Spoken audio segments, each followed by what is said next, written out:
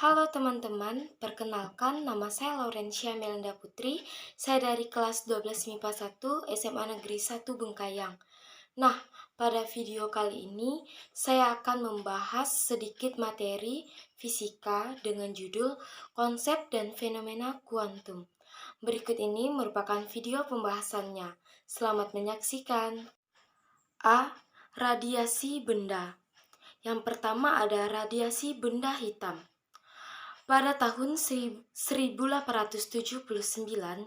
Joseph Stefan melakukan pengamatan tentang benda hitam. Hasil pengamatannya dikemukakan sebagai berikut.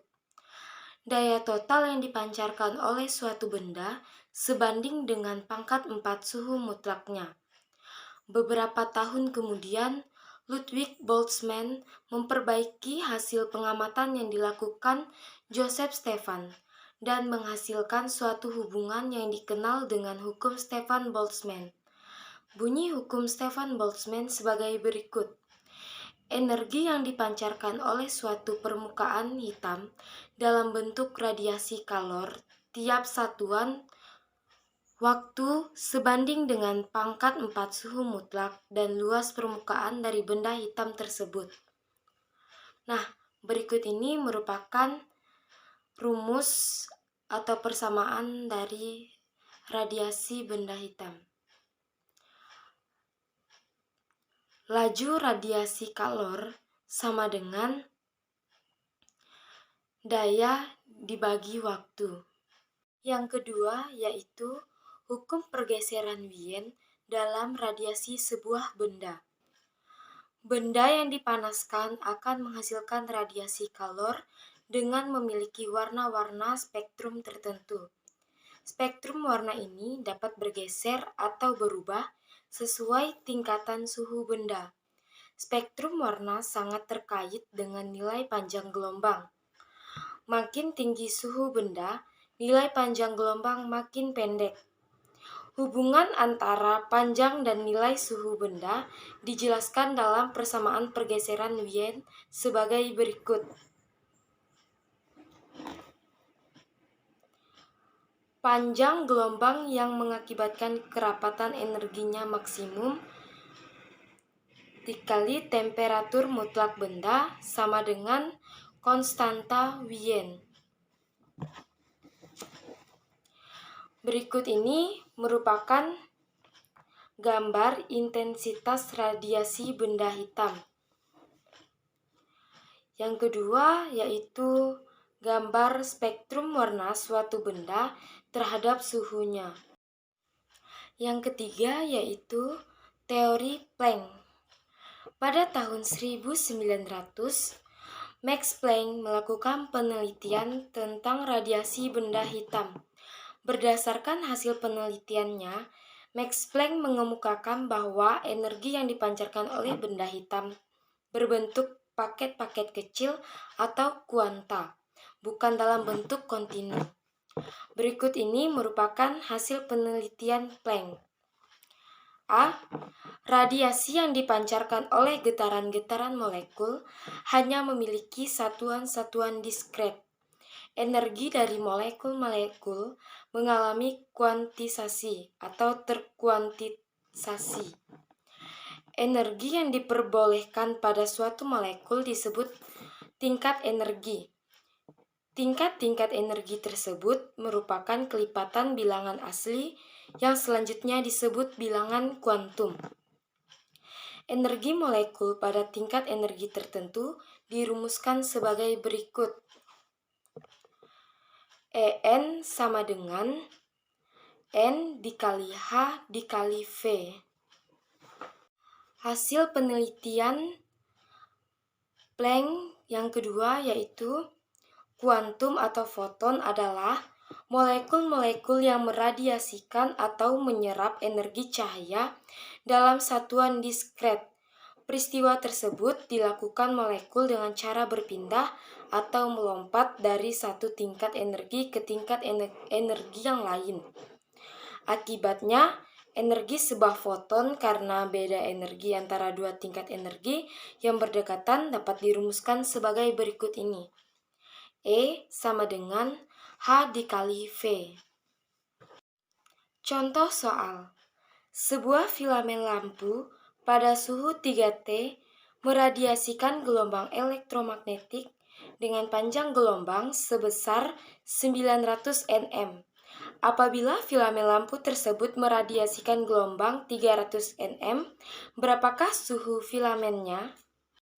Penyelesaian diketahui T1 sama dengan 3T, panjang gelombang 1 sama dengan 900 nanometer, panjang gelombang 2 sama dengan 300 nanometer. Ditanya T2-nya. Jawab, panjang gelombang 1 dibagi panjang gelombang 2 sama dengan T2 dibagi T1 sama dengan 900 nanometer dibagi 300 nanometer sama dengan T2 per 3T. 3 sama dengan T2 per 3T. T2 sama dengan 3 dikali 3T sama dengan 9T. Jadi, suhu filamennya sebesar 9T. B. Efek fotolistrik. Yang pertama ada percobaan efek fotolistrik. Identitas cahaya sebagai partikel inilah yang menjadi dasar untuk mengetahui perilaku cahaya ketika menumbuk suatu benda atau dikenal sebagai efek fotolistrik. Sebuah pelet logam dipasang pada katode yang disinari oleh cahaya. Foton cahaya yang menumbuk logam mengakibatkan elektron pada logam tersebut terlepas. Elektron yang terlepas memiliki energi yang cukup untuk sampai ke anode. Elektron yang bergerak membentuk arus listrik yang terukur oleh ampermeter. Pada saat potensial perintang V diperbesar, elektron yang sampai ke anode menurun. Akibatnya arus listrik yang mengalir juga mengalami penurunan. Jika nilai V diperbesar hingga mencapai 1 sama dengan nilai VO yang nilainya dalam satuan volt, tidak ada elektron yang sampai di anode sehingga tidak ada arus yang mengalir. Berikut ini merupakan grafik arus fotoelektron sebanding dengan intensitas cahaya. Tegangan pemberhenti bernilai sama untuk intensitas cahaya dari frekuensi yang diberikan. Dan di sebelahnya merupakan grafik dari nilai tegangan pemberhenti bergantung dari frekuensi cahaya. Berdasarkan gambar tersebut dapat diambil kesimpulan bahwa besar kecilnya energi pada peristiwa efek fotolistrik bergantung pada frekuensi foton yang datang dan tidak bergantung pada intensitasnya. Intensitas hanya berpengaruh pada banyaknya elektron yang terlepas. Makin besar intensitas, makin banyak elektron foto yang terlepas dari logam. Makin banyak elektron yang terlepas, makin besar arus yang timbul. Oleh karena itu, pada efek fotolistrik berlaku persamaan sebagai berikut. Yang pertama ada energi sama dengan energi kinetik maksimum ditambah energi ambang. Yang kedua yaitu energi kinetik maksimum sama dengan tetapan Planck dikali frekuensi foton dikurang tetapan Planck dikali frekuensi ambang. Syarat terjadinya efek fotolistrik sebagai berikut. Yang pertama ada frekuensi foton lebih besar daripada frekuensi ambang. Yang kedua, panjang gelombang foton lebih kecil daripada panjang gelombang ambang. Kedua, ada gelombang de Broglie. Pada tahun 1924, Louis de Broglie mengemukakan bahwa benda yang bergerak memiliki sifat gelombang yang melengkapi sifat partikelnya. Hal ini dapat menjelaskan bahwa foton dan elektron yang bergerak bersifat sebagai gelombang dan partikel. Panjang gelombang dari partikel yang bergerak sebesar panjang gelombang sama dengan konstanta Planck dibagi massa partikel dikali kecepatan gerak partikel sama dengan konstanta Planck dibagi momentum partikel. Yang ketiga yaitu ketidakpastian Heisenberg. Prinsip ketidakpastian didasarkan pada peristiwa bahwa dalam waktu yang bersamaan kita tidak mungkin mengetahui kedudukan dan momentum suatu benda. Pernyataan tersebut pertama kali dikemukakan oleh Werner Heisenberg pada tahun 1927. Kemudian ia merumuskan prinsip ketidakpastian sebagai berikut.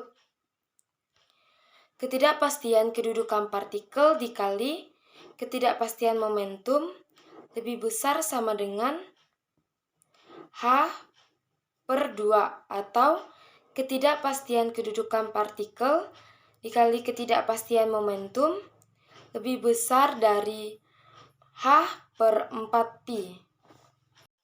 C. Sinar X dan efek Compton. Yang pertama ada sinar X. Dilansir dari National Center for Biotechnology Information, sinar X adalah radiasi elektromagnetik dengan panjang gelombang 0,01 hingga 10 nanometer. Sinar X memiliki sifat dualisme cahaya, sehingga dapat disebut juga sebagai paket foton-foton dari awan elektron suatu atom. Sinar X memiliki energi yang memungkinkannya menembus bagian tubuh manusia kecuali tulang. Manfaat sinar X adalah sebagai berikut. Daya tembus sinar X membuatnya digunakan dalam pencitraan berbagai macam benda yang tidak dapat dilihat langsung oleh mata manusia.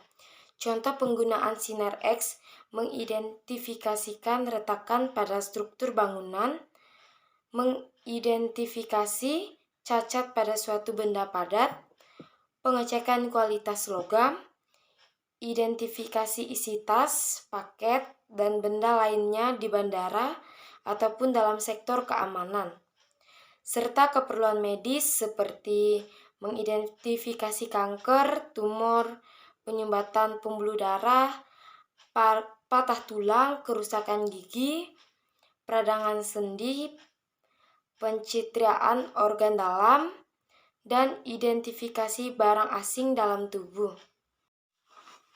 Yang kedua yaitu efek Compton. Yang pertama, foton datang.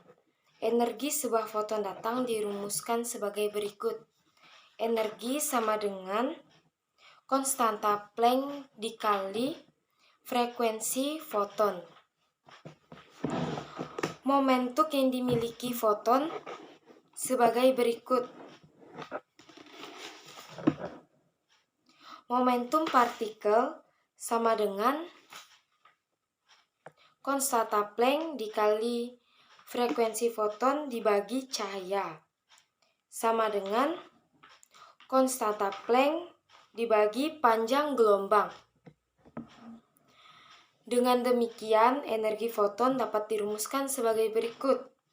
Energi sama dengan konstanta Planck dikali frekuensi foton sama dengan momentum partikel dikali cahaya.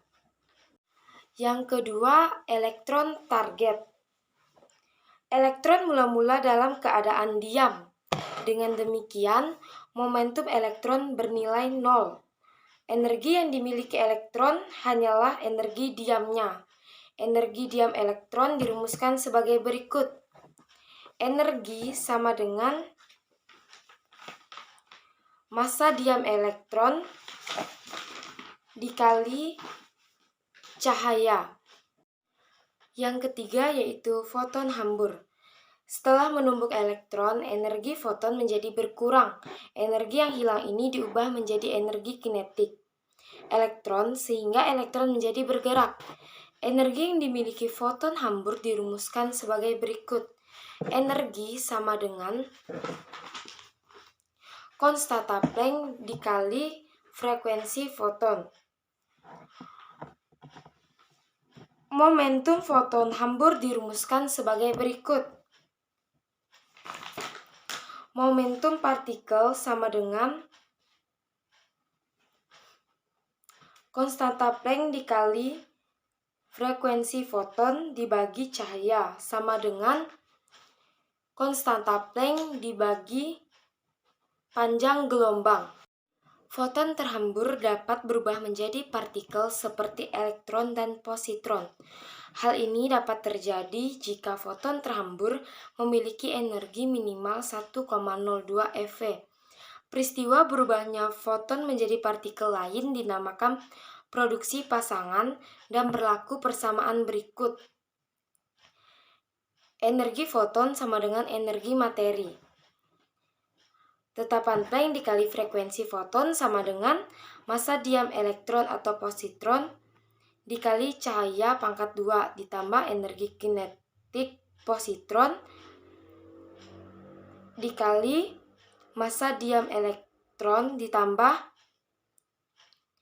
energi kinetik elektron, atau tetapan Planck dikali frekuensi foton sama dengan 2 massa diam elektron atau positron dikali cahaya pangkat 2 ditambah energi kinetik. Sekian video pembahasan dari saya. Jika ada kesalahan ataupun tutur kata yang tidak baik dalam pembahasan pada video ini, saya mohon maaf. Sekian dan terima kasih. Fisika gampang, asik, dan menyenangkan.